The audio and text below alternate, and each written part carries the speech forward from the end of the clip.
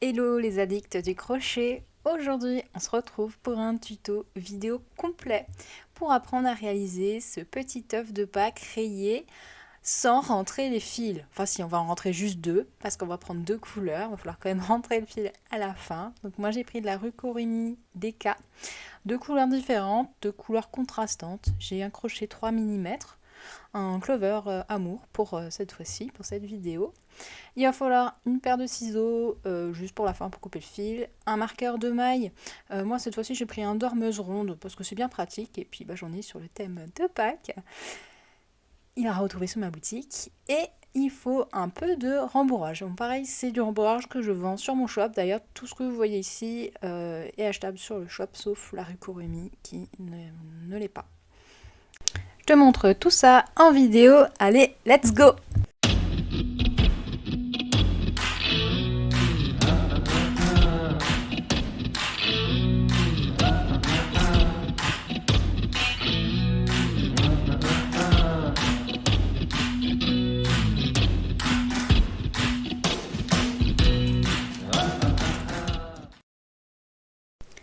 Je vais commencer avec mon fil rose qui va être ma couleur A.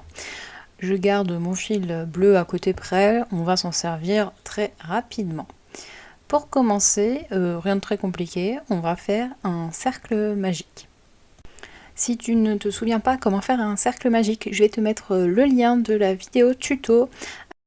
Et si tu préfères, j'ai une vidéo pour une alternative au cercle magique. Donc dans ce cercle magique, on va faire 3 mailles serrées avec mon fil rose. Donc j'en fais une première, je rentre dans mon cercle, j'en fais une deuxième, encore une fois pour la troisième. Et c'est là que mon fil bleu va rentrer en action. Alors là j'ai bien 3 mailles serrées, je tire juste un petit peu sur ma pelote pour avoir un peu de lest. Et je vais tirer sur mon crochet pour laisser une grande boucle disponible. On va laisser cette boucle là en attente, en attendant de revenir plus tard pour continuer de la crocheter. Maintenant je vais aller prendre mon fil bleu, je mets bien ma pelote rose à côté, à droite de mon fil bleu, c'est pour éviter d'entremêler mes fils et être enquiquiné dans les nœuds à un moment donné.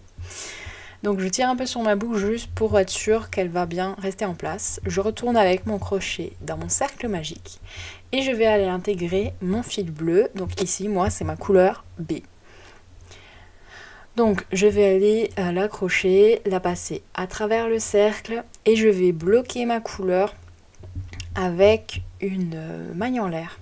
Tout simplement, juste pour éviter que mon fil ne se sauve. Et ensuite, je vais faire comme avec mon fil rose, je vais aller faire 3 mailles serrées. Bon, moi je crochète au-dessus de mon autre fil, comme ça en même temps ça le bloque, hein. C'est pas gênant.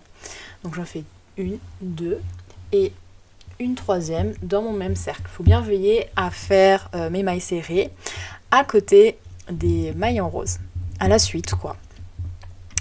Donc voilà, je suis arrivée à la fin de mon premier rang. J'ai 6 mailles serrées dans mon cercle magique, 3 en rose et 3 en bleu. Je vais juste fermer un petit peu mon cercle, histoire de bien le former, avant d'attaquer mon deuxième rang. Alors pour te donner une idée par rapport à mon œuf, là on en est à peu près à cet endroit-là. On vient de faire le début du haut de l'œuf. Donc je reprends mon fil bleu, je garde mon fil bleu et dans ce rang on va faire des augmentations. Donc pour commencer avec mon fil bleu, je vais déjà faire une première maille dans la première maille de mon cercle magique du rang précédent et je vais aller marquer cette première maille. C'est super important de marquer avec un marqueur de maille ou un bout de ficelle ou ce que tu veux pour savoir comment on va crocheter en spirale, quelle est la première maille de chaque rang. Donc voilà, moi j'ai un joli œuf pour ce projet-là et je vais faire une deuxième maille serrée dans la même maille pour faire une augmentation et pareil pour les deux prochaines. Donc dans mes mailles roses là, je vais faire à chaque fois 2 mailles serrées dans chaque maille. Donc au total, je fais 3 augmentations. Et la dernière, juste avant ma boucle rose. Voilà, maintenant je suis arrivée à ma boucle rose laissée en attente. Alors on va tout simplement sortir une boucle bleue en tirant un petit peu sur mon crochet. Je vais aller déplacer ma pelote bleue à droite de ma pelote rose pour pas emmêler mon fil. Et maintenant, je vais travailler avec ma pelote rose. Donc je reprends un petit peu de fil histoire de ne pas avoir à dérouler ma pelote. Et alors moi pour ma part, je vais mettre la file que j'utilise dans un bol, comme ça elle se sauvera pas si je tire dessus et je laisse l'autre à côté. C'est un petit moyen de m'en sortir pour te montrer plus facilement ça, surtout en vidéo. Je récupère la boucle sur mon crochet, j'insère juste mon crochet dedans et je tire et comme ça je suis prête à travailler dans la prochaine maille. Alors attention de ne pas piquer dans la maille en l'air, on pique bien dans la maille serrée qu'on a fait au rang précédent qui est en bleu. Et pareil, je vais faire 2 augmentations dans chacune de ces 3 mailles bleues. Donc ça c'est ma première. Je fais une deuxième augmentation, donc 2 mailles serrées dans la même maille. Et je termine avec une troisième. J'arrive au bout de mon rang numéro 2, je reviens à mon marqueur de maille de début, donc je vais pouvoir retirer mon marqueur de maille pour le déplacer. Donc je retire un peu juste sur mon cercle magique, histoire qu'il soit bien formé et pour tirer un peu sur les fils pour qu'il soit en dehors de mon travail. J'enlève mon petit marqueur de maille et c'est parti pour le rang numéro 3. Pour ce rang 3, je continue toujours avec ma couleur rose qui est ma couleur A. Et on va faire 12 mailles serrées, donc 6 en rose, 6 en bleu. Donc je commence déjà à faire une première maille serrée dans la prochaine maille que je vais aller marquer comme étant la première maille de mon rang numéro 3 avec mon petit marqueur de maille œuf de Pâques qui est assorti aux couleurs de mon projet, j'ai même pas fait exprès. Et je vais faire une maille serrée dans chaque maille. Je vais passer un petit peu plus vite parce que je pense que des mailles serrées, ça va se faire. Me voilà à la fin de mes 6 mailles serrées en rose. Donc je vais laisser la boucle rose en attente. Et je vais aller mettre ma pelote rose de côté, toujours à droite de ma pelote bleue pour ne pas l'emmêler. Je vais reprendre mon fil bleu, donc j'insère mon crochet à travers la boucle et je tire sur la boucle pour continuer de mon travail et mon rang numéro 3. Donc je vais faire pareil, une maille serrée dans chaque maille, donc je dois en avoir 6 au total. 6 mailles serrées. Plus tard, me voici arrivée juste avant mon marqueur de maille qui signifie que mon rang numéro 3 est terminé. Je garde ma couleur bleue. Alors là, je te montre un peu par rapport à mon œuf. Ça y est, ça commence à prendre forme. J'enlève mon petit marqueur de maille et on passe au rang numéro 4. Ce rang numéro 4 va nous permettre de refaire des augmentations, mais cette fois-ci une maille sur 2. Je commence à faire une maille serrée, je place mon marqueur de maille et je vais faire une deuxième maille serrée parce que c'est mon augmentation. Dans la prochaine, je fais une maille serrée, je refais une augmentation dans la prochaine et je répète jusqu'à la fin de mon rang une maille serrée, une augmentation. Je vais le répéter 3 fois avec mon fil bleu et 3 fois avec mon fil rose. Changement de couleur, comme les rangs précédents. On va continuer à faire ce même principe tout du long. Je tire sur ma boucle bleue. Je passe mon fil bleu à côté de ma pelote rose, à droite de la pelote rose, c'est plus simple. Comme ça, ça ne s'entremêle pas. Et je vais aller mettre mon crochet dans la boucle, je tire sur ma boucle. Et me voilà prête pour faire la même chose avec mon fil rose. Donc une augmentation, une maille serrée. Je répète 3 fois jusqu'à arriver à mon marqueur de maille. J'arrive à la fin de mon rang numéro 4, j'arrive à mon marqueur de maille, donc je vais l'enlever pour aller travailler dans ma première maille serrée et commencer ce rang numéro 5. Ce rang numéro 5 va être constitué uniquement de mailles serrées tout le long de mon rang, donc je pense bien à placer mon marqueur de maille dans ma première maille. Et donc au total, je vais avoir 9 mailles serrées de la couleur rose et 9 mailles serrées de ma couleur bleue, ce qui va faire au total 18 mailles serrées. Je commence à faire 9 mailles serrées dans les 9 prochaines mailles avec ma couleur rose qui est ma couleur A. Me voilà au niveau de ma boucle laissée en attente de ma couleur B, la bleue. Je vais donc tirer sur ma boucle pour la laisser en attente. Je mets ma pelote rose à droite de ma pelote bleue.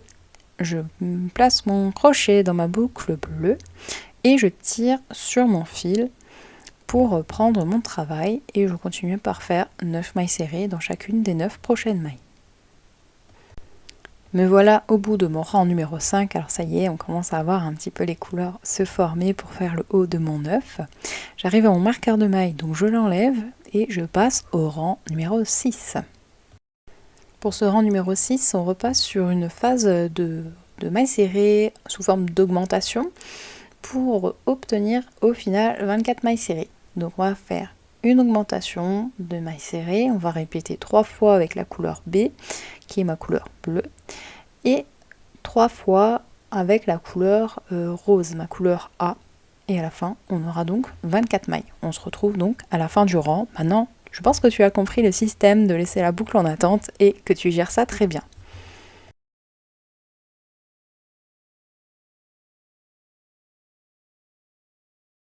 Je profite de ce passage en accéléré pour te parler de ma boutique en ligne. Donc moi c'est Croche ta maille, Émilie. J'ai ouvert une boutique entièrement dédiée aux addicts du crochet avec tout plein d'accessoires, dont ceux que tu peux retrouver sur la vidéo, les marqueurs de mailles que j'assemble dans mon petit atelier en Alsace, les crochets, les paires de ciseaux, des bols pour dérouler des pelotes, des dérouleurs de pelotes et tout un tas de choses. Je suis aussi designeuse crochet, d'ailleurs ce modèle est de mon invention, même si la technique je ne l'ai pas inventée, elle existait déjà.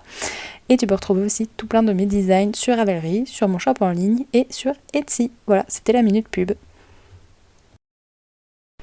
Pense bien à compter chaque fin de rang que tu as bien le nombre de mailles requis. Donc ici, tu dois avoir 24 mailles à la fin de ton rang numéro 6. Donc j'enlève mon marqueur de mailles et on passe au rang numéro 7. Et à partir de maintenant, c'est un petit peu la promenade de santé de cet œuf rayé. Tu peux même regarder ta série Netflix en même temps. On va faire juste des mailles serrées dans chaque maille. Donc il va y en avoir 12 en rose, 12 en bleu. C'est mon rang 7. Et spoiler alerte, le rang 8, le rang 9, le rang 10 et le numéro gagnant, le rang 11. On va faire la même chose. Toujours en pensant à changer de couleur. Au milieu, de toute façon, tu vas tomber sur ta boucle, donc t'as pas trop le choix. Tu vas devoir en faire quelque chose de cette boucle. Donc je te fais confiance, je suis sûre que tu vas gérer ça d'une main de maître et que tu vas avoir un super bel œuf. Et d'ailleurs, pense à me partager ton œuf sur les réseaux sociaux en mentionnant bien le hashtag Croche ta maille. Ça me ferait super plaisir de voir les choix de tes couleurs, parce que moi je suis pas très inspirée, j'ai demandé à mon mari, tu vois, donc je pourrais aller s'il y a des duos de couleurs qui me plaisent, je pourrais aller les repiquer pour des prochains œufs pour ma propre déco de Pâques. Allez, on va se retrouver à la fin du ce rang numéro 11. Tu vas te faire comme un grand les rangs 7 à 11 et moi pendant tout ce temps je t'ai passé en accéléré, comme ça on se retrouve au rang numéro 12 et là les choses sérieuses commencent, on va commencer à faire des diminutions. Me revoilà après mes 5 rangs de mailles serrées où j'ai toujours eu 24 mailles à chaque fin de rang. Et on commence ensemble le rang numéro 12.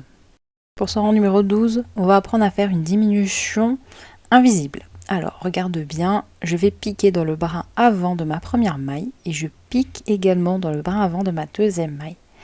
Et je vais faire une diminution dans ces mailles-là. Alors je te remonte, je pique pas dans le brin entier. Je pique vraiment, là ça c'est comme je fais une diminution normale. Je pique dans chacun des brins, en dessous des 2 brins, pour faire ma diminution. Là en fait c'est pour faire une diminution invisible.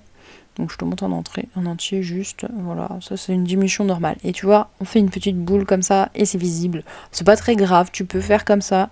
C'est juste plus, c'est un peu plus... C'est moins visible en fait si jamais on fait une diminution invisible comme son nom l'indique. Et c'est pas beaucoup plus compliqué, c'est que tu passes à travers le premier brin de la maille et à travers le deuxième. Et tu retires ton fil à travers ces 2 brins. Tu continues ta diminution comme si tu faisais une maille serrée normale. C'est comme si tu faisais une maille serrée dans 2 mailles en même temps, mais seulement en piquant dans le brin avant de tes 2 mailles. Donc tu penses à bien mettre ton petit marqueur de maille pour repérer ton rang numéro 12. Je vais faire une maille serrée, une deuxième maille serrée. Et là, je refais une diminution, donc je pique bien dans le brin avant de ma maille et dans le deuxième juste après. Je ramène mon fil à travers, je fais un jeté, je termine ma maille. Et je vais répéter à chaque fois ce schéma, donc une maille serrée, une deuxième maille serrée, une diminution. Comme dit, si jamais tu n'arrives pas à ces diminutions ou que tu préfères celles que tu connais, tu peux, il n'y a pas de souci, ça ne changera pas grand chose. C'est juste un petit tips si jamais tu aimes bien les petites finitions invisibles.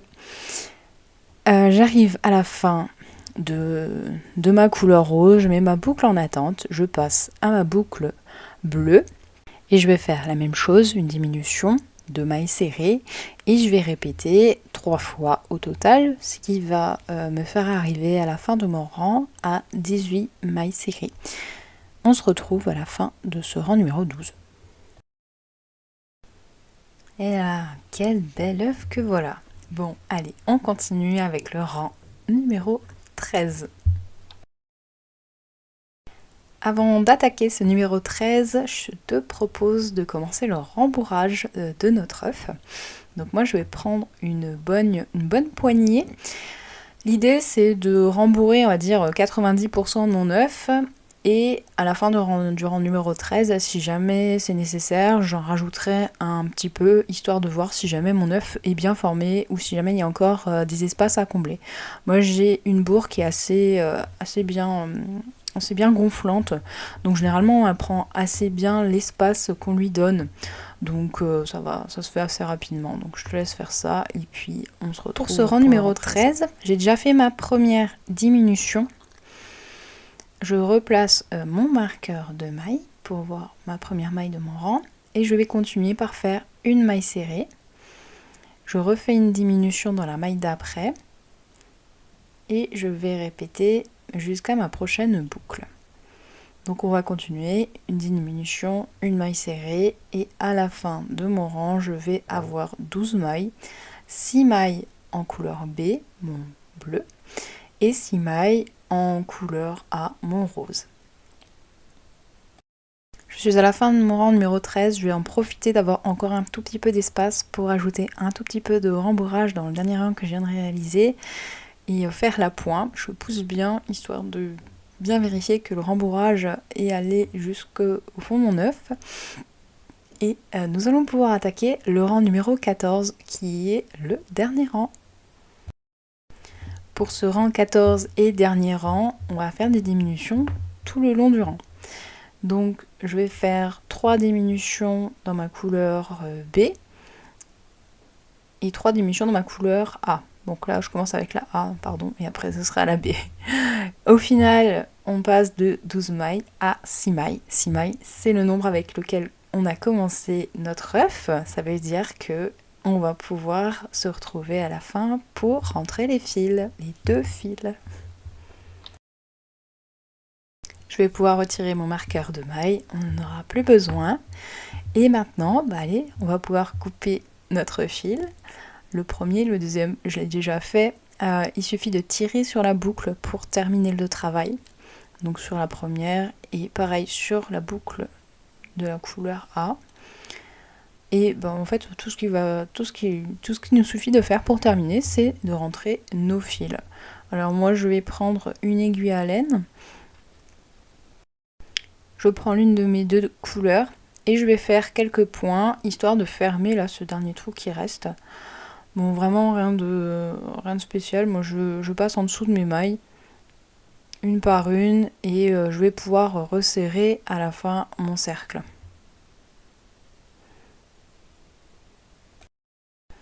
Petite astuce, après que tu aies fini de combler le trou qu'il y a à la fin de ton travail, pense à aller cacher ton fil dans la même couleur de préférence. Ça évitera qu'on voie des démarcations. Hein, j'ai déjà fait la bêtise, donc je peux te dire que c'est pas Jojo. Moi je rentre juste un peu mon fil par là et maintenant je vais couper ce qu'il y aura en trop. Donc je vais faire pareil avec mon fil rose, je vais faire quelques points dans l'ouverture de mon œuf histoire de cacher le début du fil et je vais traverser l'œuf avec mon aiguille pour ressortir dans une rayure rose et ainsi terminer mon travail. Il ne me restera qu'à couper les 2 fils qui dépassent et c'est terminé. J'espère que cette vidéo tutoriel t'aura plu. Moi je me suis éclatée à faire plein de versions d'œufs différentes et d'ailleurs je leur ai fait un petit nid douillet avec tous mes restes de fils. Franchement c'est trop génial et je t'invite à découvrir le tutoriel complet à télécharger sur ma boutique avec la version, donc la 2 couleurs, celle qu'on vient de voir, une version 3 couleurs, une version 4 couleurs, des petits et des gros œufs pour faire la collection complète pour ta déco de Pâques. Voilà, et ben je te dis à bientôt et bon crochet. Ciao ciao.